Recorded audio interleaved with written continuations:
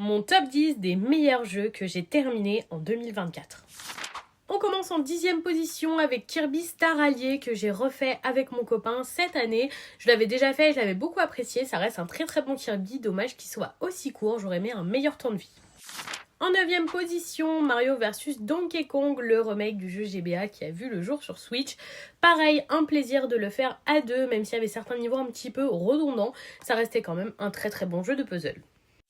En 8e position, Super Mario Party Jamboree, encore un très très bon Super Mario Party. Cette nouvelle formule de Mario Party est vraiment chouette, hyper complet avec plein de modes de jeu, très sympathique, j'ai beaucoup apprécié, mais je préfère comment les compagnons étaient abordés dans Super Mario Party plutôt que sous le format Jamboree.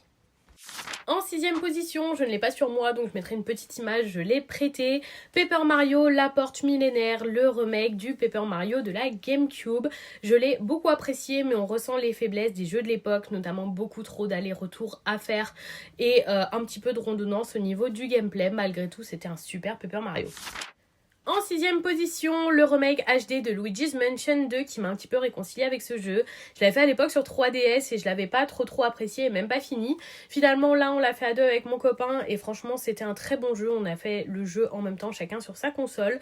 C'était très agréable même si à mon sens c'est le moins bon des 3 Luigi's Mansion, mais il faut dire que je suis particulièrement fan de la licence. En 5e position, Doraemon Story of Season, un crossover entre ce personnage d'animé et la licence Story of Season qui est ma licence de farming favorite. L'ADA était incroyable, les OST aussi, le jeu était vraiment prenant avec de nouvelles quêtes et beaucoup de nouveautés.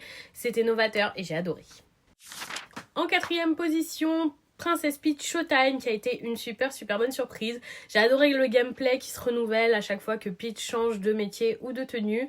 C'était un jeu très agréable que j'ai fait super vite parce que je l'ai adoré. Vraiment à tester.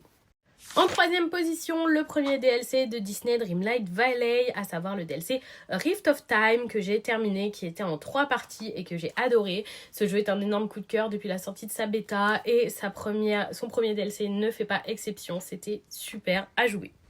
On continue le podium avec en seconde position Paper Mario Color Splash sur la Wii U. Une découverte totale pour ce jeu et franchement mon Paper Mario favori. Je l'ai trouvé incroyable, tout était super dans ce jeu et tout m'a plu. Je n'ai aucun bémol à faire, c'était vraiment une super aventure. En première position, The Legend of Zelda Echoes of the Wisdom, un coup de cœur complet pour ce jeu que j'ai trouvé ultra addictif. Un plaisir de jouer Zelda, de renouveler le gameplay de cette licence et de découvrir plein de nouvelles choses. J'ai tout adoré de ce jeu et j'ai passé un plaisir monstrueux à y jouer.